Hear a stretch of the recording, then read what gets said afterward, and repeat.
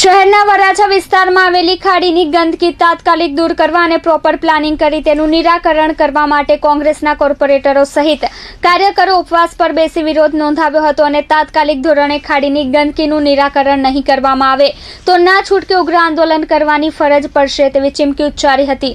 શહેરના વરાછા વિસ્તારમાં આવેલી ગંદકીથી ખદબદી રહેલી ખાડીના કારણે સ્થાનિક લોકો ત્રાહિમામ પોકારી ઉઠ્યા છે। ખાડીમાં ભરાતા પાણીના કારણે મચ્છરોનો ઉપદ્રવ થાય છે, જેના કારણે રોગચાળો ફાટી નીકળ્યો છે।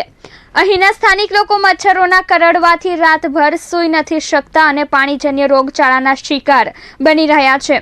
આ અંગે 1.5 વર્ષથી વારંવાર પાલિકાને રજૂઆતો કરવામાં આવી છે, જો કે પાલિકા દ્વારા આજ દિન સુધી કોઈ નિશ્ચિત કામગીરી કરવામાં આવી નથી, જેથી વોર્ડ નંબર 3ના નગરસેવક અશોક જીરાવાલા અને કોંઘી કાર્યકરો પ્રજાના હિતમાં વરાછાના રહીશોને સમર્થનમાં આવ્યા હતા અને કોર્પોરેટરો સહિત કાર્યકરો વરાછા ખાડીના કાંઠે શ્રીરામ વસાહતની બાજુમાં ઉપવાસ પર બેસી વિરોધ નોંધાવ્યો છે અને કોર્પોરેટર અશોક જીરાવાલાએ આ ખાડીની ગંદકી દૂર કરવા અને પ્રોપર પ્લાનિંગ કરી તેનું તાત્કાલિક ધોરણે નિરાકરણ નહીં કરવામાં આવે તો આવનારા દિવસોમાં વોર્ડ નંબર 3, 4, 15 અને 16માં ઉગ્ર આંદોલન કરવામાં આવશે તેવી ચીમકી ઉચ્ચારી હતી। ખાડી બાબતના ઘણા છે। આ અમારી 1.5 વર્ષથી માંગણી છે કે અહીંયા રહેતી જે સોસાયટીઓ છે, 60 સોસાયટીઓ, એ પણ સુરતનો એક ભાગ છે।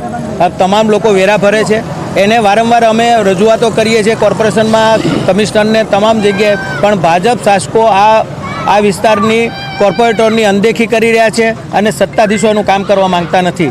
એના હિસાબે આજે ટોકન સ્ટ્રાઇક અમે આપી। કેમેરામેન ભાવેશ ઉપાધ્યાય સાથે ફેઝાન શેખ, S24 ન્યૂઝ, સુરત।